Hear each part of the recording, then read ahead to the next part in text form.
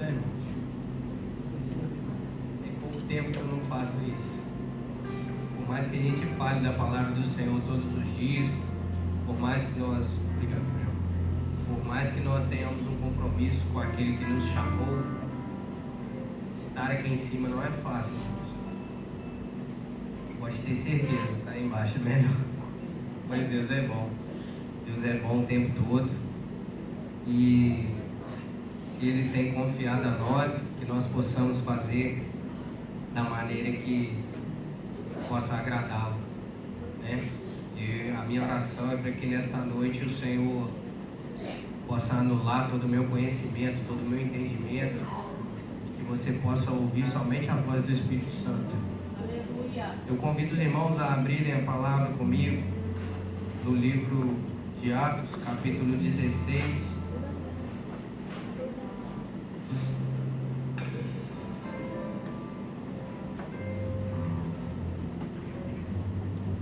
Nós vamos ler alguns versículos, irmãos. Esse texto ele é muito conhecido, né? Uma passagem muito conhecida, muito pregado. Mas eu gostaria de ler com os irmãos. Eu sei que os irmãos conhecem, mas vamos ler para que nosso entendimento seja pleno nessa noite. Atos capítulo 16, a partir do verso 16, a palavra do Senhor diz assim: certo dia, enquanto íamos ao lugar da oração. Irmãos, gravem isso, por favor. Lugar da oração. Veio a nosso encontro uma escrava possuída por um espírito pela qual ela predizia o futuro. Com suas adivinhações, ganhava muito dinheiro para os seus senhores. Ela seguia Paulo e a nós, gritando: estes homens são servos do Deus Altíssimo e vieram anunciar como vocês podem ser salvos. Isso continuou por vários dias, até que Paulo, indignando-se, se voltou e disse ao espírito dentro da jovem: eu ordeno em nome de Jesus Cristo, saia dela. E no mesmo instante o espírito a deixou. Quando os senhores da escrava viram as suas expectativas de lucro haviam sido frustradas, agarraram Paulo e Silas e os arrastaram à presença das autoridades na praça do mercado. Estes judeus estão tumultuando a cidade, gritaram para os magistrados. Eles ensinam costumes que nós, romanos, não podemos seguir, pois contrariam as nossas leis. Logo, uma multidão revoltada se ajuntou contra Paulo e Silas, e os magistrados ordenaram que os dois fossem despidos e açoitados com varas. Depois de serem severamente açoitados, foram lançados na prisão, e o carcereiro recebeu ordens para que não os deixassem escapar. Por isso os colocou no cárcere interior, prendendo-lhe os pés ao tronco. Por volta da meia-noite, Paulo e Silas oravam e cantavam hinos a Deus, e os outros presos ouviam. De repente, houve um forte terremoto. Até os alicerces da prisão foram sacudidos, e no mesmo instante, todas as portas se abriram, e as correntes de todos os presos se soltaram. Quando o carcereiro acordou, viu as portas da prisão escancaradas, imaginando que os prisioneiros haviam escapado. Puxou a espada para se matar. Porém, Paulo gritou: não se mate, estamos todos aqui. O carcereiro mandou que trouxesse luz e correu até o cárcere, aonde se prostrou, tremendo de medo, diante de Paulo e Silas. Então ele os levou para fora e perguntou: senhores, que devo fazer para ser salvo? Até aí, irmãos. Meus irmãos, a palavra do Senhor, ela tem alguns mistérios que nós só vamos conhecê-los se nós chegarmos até o Pai e perguntar. porque existem coisas que ele não deixou que fossem escritas com clareza. Mas nós, irmãos, na nossa pequenez, na nossa limitação, quando nós dispusemos a nossa vida a obedecer ao Senhor, a seguir aquilo que nós podemos compreender desta palavra, certamente, irmãos, o Senhor vai revelar a nós algo além daquilo que está escrito. Afinal, Ele mesmo deixou escrito: a letra mata, mas o Espírito vivifica.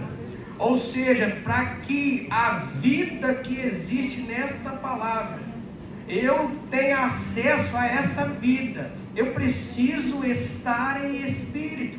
Em outras palavras, viver no Espírito pode ser traduzido de forma viver em obediência àquilo que o Espírito Santo de Deus requer de mim e de você.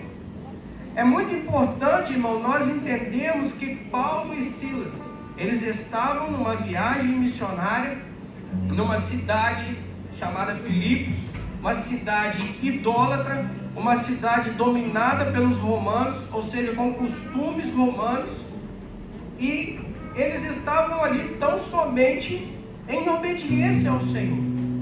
Eles estavam ali porque o Senhor mandou eles irem lá. Não foi assim, eu vou ali e vou pregar, não. Ele estava obedecendo a palavra do Senhor. Mas aí, nós lemos aqui, aparece uma moça, e possuída por um espírito, ela fala que Paulo e Silas, ela começa a gritar que estes homens, eles são servos do Deus Altíssimo, e eles vieram para anunciar como vocês podem ser salvos. Meus irmãos, nós podemos perguntar, ou melhor, podemos afirmar, ela não falou mentira. Mas nós precisamos entender como trabalha o adversário das nossas almas. Se os irmãos pesquisarem um pouquinho sobre aquela época, o imperador César, ele havia feito um decreto pouco tempo antes, até mesmo do nascimento de Jesus, de que ele era Deus. Ele tinha se declarado Deus. Então, nas cidades aonde o Império Romano dominava, se você falasse de outro Deus, você estava indo contra César. E uma vez que você ia contra César, você estava infringindo a lei. Então perceba que com a verdade de que aqueles homens eram servos de Deus, aquela mulher os acusava. Ela usava a fé, ou melhor, o Espírito que estava nela, usou da fé deles, usou da crença deles, para colocá-los na prisão. Então entenda, irmãos, que às vezes o adversário, ele chega perto de nós, a palavra diz que ele se apresenta como um anjo de luz. Ele se apresenta como um anjo de luz, ou seja, mas parece que é verdade, mas parece que é o certo, mas parece que está tudo bem, mas não passa de uma artimanha do adversário para nos aprisionar. E aí nós vamos ver que Paulo e Silas foram presos por causa disso. Mas antes de ser presos, eles foram açoitados, tiveram suas vestes rasgadas. O ato de rasgar a veste, irmão, naquela época, era humilhação completa. Era humilhação completa. Mais humilhante do que isso é só a crucificação que Jesus viveu.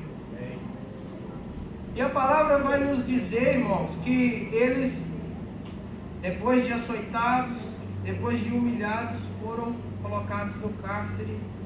E o carcereiro teve a ordem: olha, é para você guardar eles muito bem, eles não podem escapar.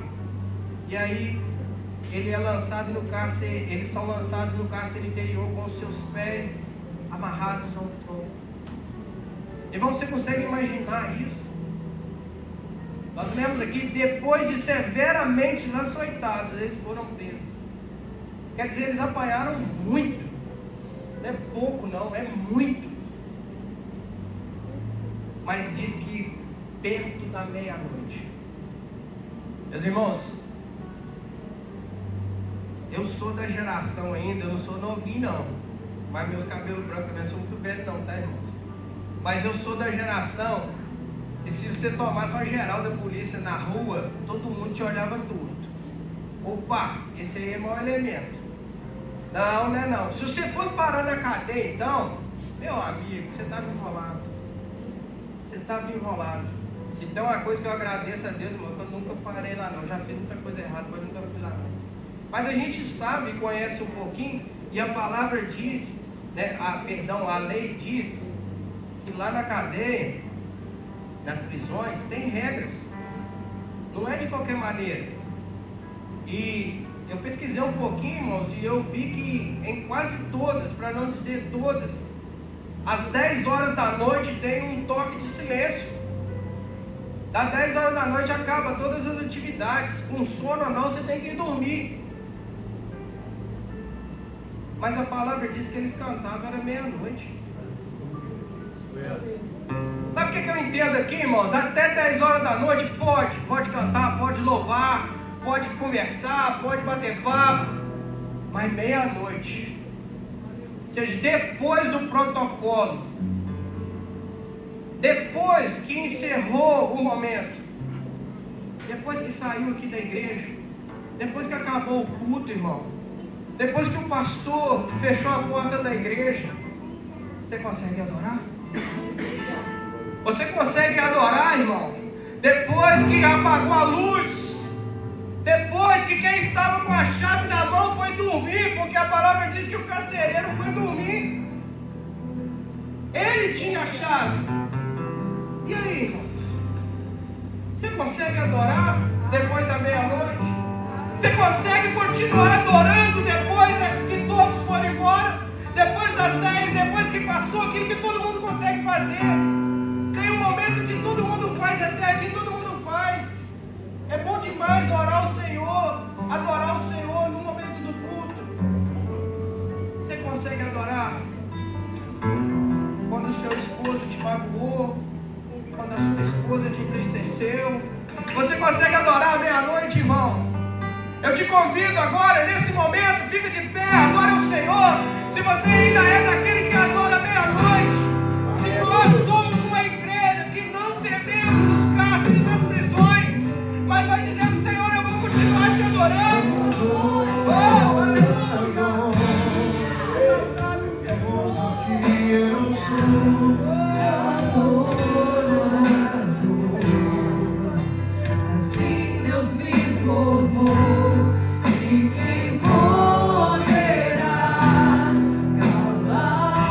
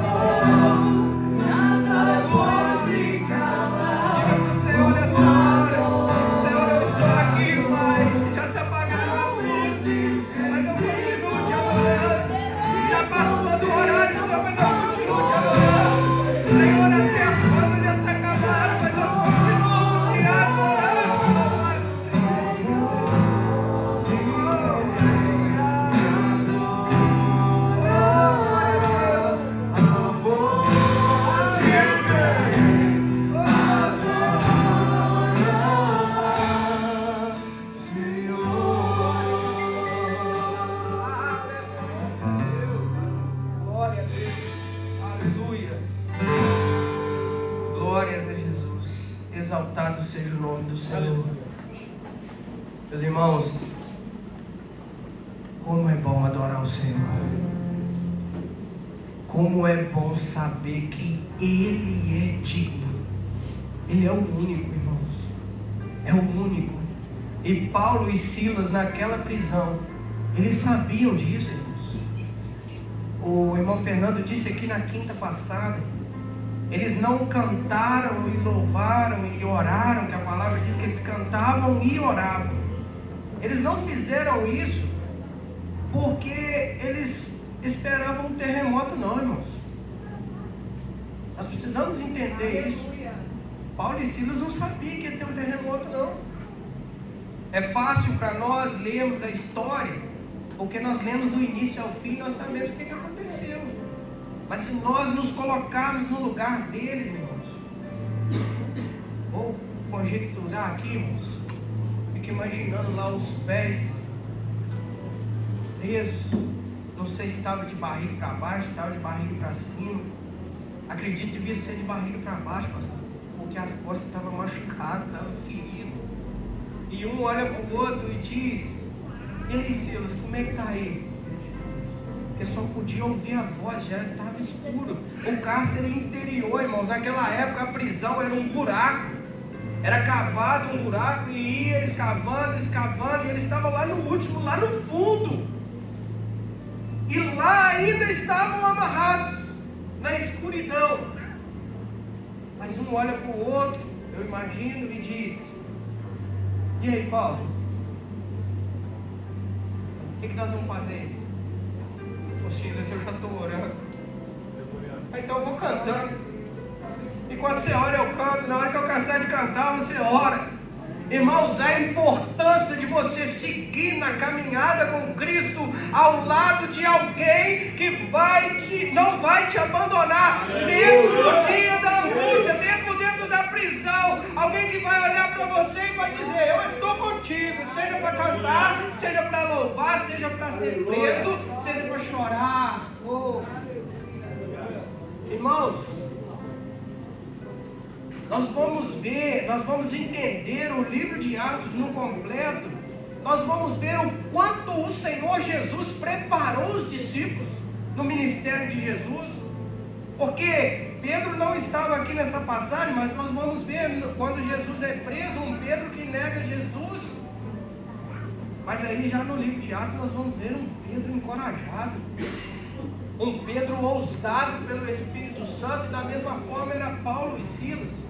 Meus irmãos, eu afirmo para os irmãos que com certeza Paulo sabia que se ele repreendesse aquele espírito, ele sairia daquela moça. E sabendo que ele sairia, sabia que os seus donos, a verdade é essa, aquela moça era escrava, aqueles homens eram donos delas, e isso era um costume lá da cidade de Filipos. Eles compravam essas pessoas que, possessas por demônios, faziam adivinhações. E meus irmãos, hoje nós vemos, e se nós não prestarmos atenção, nós também vamos passar por isso, de sermos aprisionados e iludidos, até mesmo escravizados, por algo que parece bom, porque conhecer o futuro parece bom, mas a palavra diz que a Deus pertence o futuro. Aleluia. A Deus. Então, se pertence a Ele, eu não posso pôr a minha mão. Eu não posso pôr a minha mão. Meus irmãos, se eu pudesse dar um título para essa passagem, eu diria o seguinte: deu errado para dar certo. Porque tem momentos, irmãos, em que nós estamos como Paulo e Silas, nós estamos em obediência com Deus.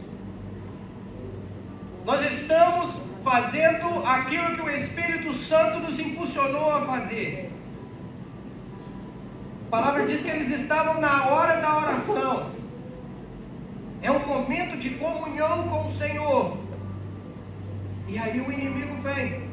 E aí a gente faz aquilo que Jesus ordenou: em meu nome expulsarão os demônios. E aí eles expulsam o demônio. Mas aí apanha, é humilhado e vai preso, fazendo tudo certo, deu tudo errado. Mas existe uma coisa, irmão, que nós como crente precisamos saber. O pastor disse aqui na terça-feira na reunião de homens: o certo, aquilo que é certo, o honesto é inegociável. Não posso deixar de fazer o que é certo, mas se eu for por esse caminho aqui é mais fácil. Não, irmão. A palavra da verdade sempre vai ser o melhor caminho, ainda que isso te custe caro, ainda que isso custe uma humilhação ou até mesmo um açoite. Mas a verdade é, irmãos, que nós somos muito mal acostumados, pastor. Eu acho que seria a expressão certa. Porque por muito menos, nem compara, por muito menos. E o Léo chegou, não me cumprimentou. Ele está com raiva de mim. Não olhe mais na cara dele. Aquele vizinho parou o carro na porta da minha garagem. Agora ele vai ver. Irmãos, por muito menos, nós não conseguimos adorar até meia-noite. Por muito menos, irmãos, nós não vemos o milagre de Deus. Porque a palavra vai dizer, irmãos, lá quando o povo estava no deserto, que aqueles que murmuraram morreram no deserto mesmo. Deus não gosta de murmurador. Deus não gosta de quem reclama. Mas você está falando isso porque você não sabe o que eu estou passando. Eu não sei não. Mas eu também tenho dificuldades. Você também não sabe o quanto me custou estar aqui nessa noite. Mas eu não sou melhor do que ninguém, irmãos. Nós somos adoradores. Nós somos adoradores. E para isso fomos chamados. É para isso que o Senhor nos colocou aqui, irmãos, nessa terra, tem nos mantido. É para isso que esse ministério, é por isso que o nome é Ministério Vidas para Cristo, porque é Cristo que é o alvo. E Paulo e Silas, irmãos, cantavam e oravam à meia-noite, sem saber o que ia acontecer. Deus brada do céu, um terremoto acontece, todas as cadeias são soltas. Até de quem estava preso porque tinha cometido algum crime. Foi solto. E o carcereiro estava dormindo, acordou. Mas nós vamos para o outro lado da história. Porque tem muitos Paulo e Silas aqui. Somos, creio pela fé, todos nós. Mas talvez você conheça algum carcereiro que está dormindo. Talvez você conheça alguém que você está adorando do lado dele e ele não está nem aí. Talvez você conheça alguém que te bateu, que te humilhou, que te colocou lá no fundo do poço e está pouco se lixando para você. Mas vai acontecer, irmão. Deus vai acordar o carcereiro. Deus vai despertar aquele que talvez um dia te humilhou. E eu te digo mais, você está pronto para ser Paulo e Silas? Porque não basta só adorar não, irmãos. Quando acontece o terremoto, ninguém fugiu. Eu não preciso nem falar que numa prisão, se as portas todas se abrirem, todo mundo sabe que os presos vai tudo fugir. Mas aí não fugiram. Não só Paulo e Silas, mas os outros também não fugiram. A palavra não fala, mas eu acredito que o mesmo temor que o carcereiro teve, que a palavra diz que ele estava com temor, com medo, eu acredito que os outros presos também estavam. Mas quem que é esses homens que eles cantam e o terremoto acontece? E aí talvez você pense que Deus enviou o terremoto para soltar Paulo e Silas. Não foi não, irmão. É só você continuar lendo aqui. O terremoto foi para salvar o carcereiro. O terremoto foi para acordar o carcereiro. E quando ele acordou, quando ele despertou: ei, senhores, o que eu preciso fazer para ser salvo? Espera aí, mas eles não foram presos porque a moça falou que eles eram servos do Deus Altíssimo e esses homens vão te mostrar como vocês podem ser salvos. Percebe como que aquilo que o adversário usa para te acusar é exatamente aquilo que o Senhor vai te usar para fazer na vida de quem está perto de você. Percebe isso, irmão? Aquilo que o adversário usa para poder acusar a mim e você, é exatamente isso que o Senhor vai usar. Meus irmãos, eu quero rapidamente aqui testemunhar para os irmãos como que o Samuel chegou aqui nessa igreja há mais de um ano atrás. Cheguei aqui machucado, pastor, iludido, frustrado, desistindo da minha chamada, irmãos. Eu havia dito para minha esposa: eu não subo no púlpito mais, eu não carrego mais uma Bíblia debaixo do meu braço. Eu já conheço Deus, eu já conheço a palavra, e o que eu conheço é suficiente para me ir para o céu. Egoísmo e orgulho puro. Mas o Senhor me trouxe para aqui, mediante a palavra de um profeta que teve lá no meu serviço, colocou o dedo dentro do meu nariz e falou: ou você se acerta com Deus, ou você vai sofrer consequências. Irmãos, o perdão de Deus não anula a consequência dos nossos pecados.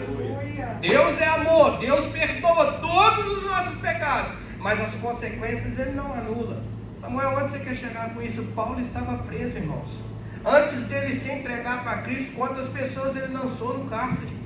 Quantas pessoas injustamente Paulo lançou no cárcere? Mas ali naquele momento ele estava ali. A palavra não fala qual era a oração dele, qual era a glorificação dele, mas eu creio, irmãos, eu creio que Paulo estava ali dentro. Senhor, oh Pai, hoje eu entendo o que eu fiz. Hoje eu me arrependo, Senhor, porque eu não sabia o que eu estava fazendo. Meus irmãos, para um terremoto acontecer na minha e na sua vida, para o agir de Deus abalar as nossas estruturas e nos fazer pensar de uma forma diferente, é preciso um arrependimento genuíno. É preciso ir lá aonde nós erramos, aonde nós caímos, e dizer: Senhor, perdoa-me, para que o agir de Deus aconteça, irmãos. E aí, nós vamos ver que aquele carcereiro, Paulo imediatamente fala, quando ele pergunta o que eu preciso para ser salvo, Paulo já diz: crê no Senhor Jesus, e será salvo você e a sua família. Meus irmãos, quem bateu, quem humilhou, quem prendeu,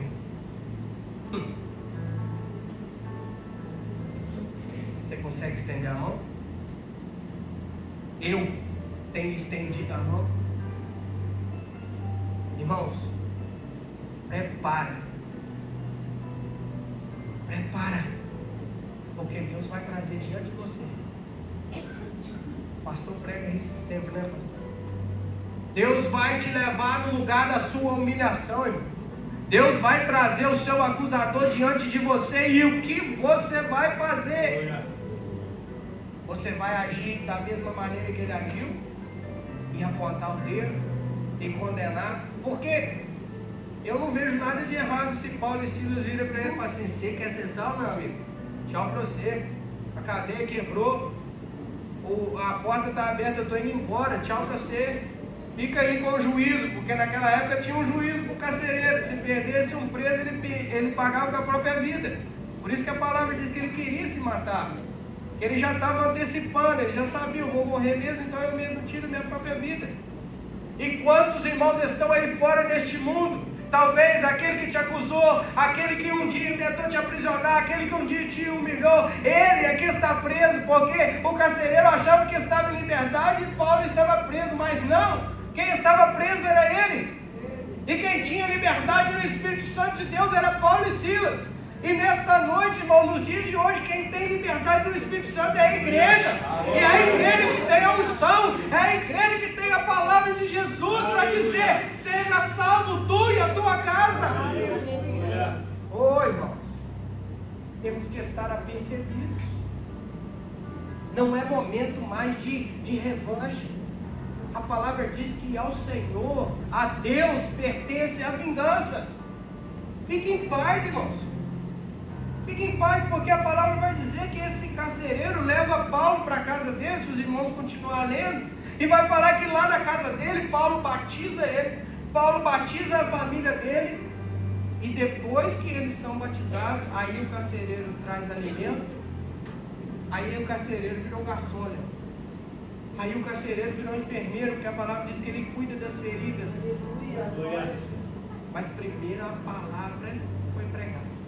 Primeiro a obra do Espírito Santo foi feita. Primeiro eles foram batizados.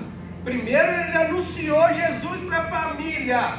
Irmãos, a palavra de Deus é clara. Se o reino for o primeiro da minha vida, não vai faltar alimento, não vai faltar cura, não vai faltar nada, irmãos. Não falta nada para quem vive uma vida de obediência com Deus. Não falta, irmão, não falta. Ah, Samuel, mas eu estou aprisionado, eu estou trancafiado aqui, humilhado. Calma. Adora. Adora com sinceridade. Adora com toda a sua alma. Você tem coragem de dizer para o Senhor: Senhor, se o Senhor me tirar daqui, o Senhor é Deus. Se o Senhor não tirar, eu vou continuar te adorando. Irmãos, é muito mais fácil reclamar, é muito mais fácil murmurar. Mas o crente verdadeiro, aquele que entendeu que nessa terra aqui não vale nada, o que nos espera é muito maior. Aleluia! Quem entendeu, eu sou filho do rei, eu sou herdeiro e co-herdeiro com Cristo, tenho uma coroa me esperando, são mansões celestiais em que eu vou morar, são ruas de ouro que eu vou caminhar, é a água do rio da vida que eu vou beber. Oh, meu irmão, você tem noção do que te espera? Mas tem que adorar, tem que adorar, tem que adorar, irmãos. Tem que adorar, porque quando nós adoramos, os céus se movem em nosso favor. Os céus se movem em nosso favor, irmãos. Deus quer mover o céu nessa noite. Só depende da minha e da sua adoração. Eu não sei o que tem te aprisionado nesta noite. Eu não sei quem é o seu acusador. Mas eu sei de uma coisa: então somente eu e você, se nós adorarmos, o céu vai se mover em nosso favor. E aí, para encerrar, eu paro por aqui, irmãos. A palavra vai dizer que o carcereiro volta com eles para a prisão. Mesmo depois do terremoto, eles voltam para a prisão. E lá o carcereiro vem com aquilo que eu acredito que todo preso, é o sonho de todo preso, vem com a carta de soltura. Fala: olha aqui, vocês estão livres. Eles mandaram vocês embora. E aí Paulo, irmãos, ousado.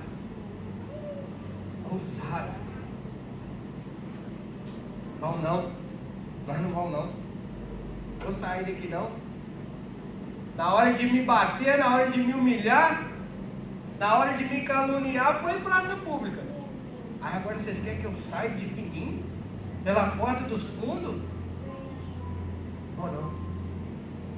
Talvez alguém possa dizer: nossa, que prepotência do Paulo. Não, irmão, sabe por quê? Se ele sai, a calúnia, a difamação de terem transgredido a lei, de terem atormentado ali aquele pessoal ali, ela ia se tornar realidade. Fugiu. Por quê? Como é que é o dito popular? Quem não deve, não tem. Quem não deve, não tem. Essa é a importância de ter uma vida de obediência com Deus. Porque quem deve vai pagar. Sejamos honestos com nós mesmos. Quem deve vai pagar. Mas quem não deve, não deve. E o Senhor mandou te dizer nessa noite, irmão, não é demagogia, não. É o Espírito Santo de Deus te falando. Se a humilhação foi pública, a honra vai ser pública. Se o açoite foi público, a cura vai ser pública. Oh, eu não sei o que você perdeu, eu não sei o que te aconteceu, eu não sei o que o homem fez, mas eu sei que Deus vai restituir, e Ele vai restituir em público, porque Deus é Deus de justiça, irmãos. A palavra diz que o nosso Deus, Ele é o justo juiz. Ele é o justo juiz. Então, tenha essa certeza. Samuel, e o que eu preciso para viver isso? Obediência e adoração. Obediência e adoração. assim. Grava isso, irmão. Deu errado para dar certo. No lugar certo. Não negociaram o que era certo. Não aceitaram uma proposta de qualquer maneira. Não, toma cuidado com essas propostas, irmãos. Parecia bom, né? Ó, vocês estão livres. Parecia muito bom, agora é só ir embora. Já ganhamos o carcereiro pro Senhor, ele é a família dele, já sarou nossas feridas, agora é só ir embora. Não, irmão. Deus me dá e te dá coisas, coloca tesouros e talentos nas nossas mãos, é para que nós possamos testemunhar. Testemunhar. Irmãos, tem muita gente que no momento da angústia, que no momento da dor, recorre ao amigo, recorre ao pastor, mas no momento da vitória, ó, fecha a boca. O que você está dizendo, Samuel? Tem que sair falando tudo para todo mundo? Não, mas para o seu amigo, para aquele que estava com você lá na hora mais difícil, para aquele que estava lá na hora da dor, chega e fala: o que valeu a pena aquela adoração, irmão? Valeu a pena não ter desistido. Olha aqui, a vitória chegou. Olha aqui, a honra veio. Oh, aleluia. Meus irmãos, o que Deus coloca na nossa mão é para testemunhar do poder dele na nossa vida. Aleluia. Entenda isso, essa prisão, essa perseguição que você está vivendo, não é castigo de Deus, não. Isso é a oportunidade que Deus dá a mim e a você de mostrar para Ele quem nós somos. A prova que eu e você estamos passando é a oportunidade de nós dizermos para o Senhor quem nós somos. Eu encerro aqui, pastor, deixando para os irmãos esta pergunta: quem eu sou diante de Deus? Quem nós somos diante do Senhor? Que nós possamos ser esta igreja que adora. Em nome de Jesus.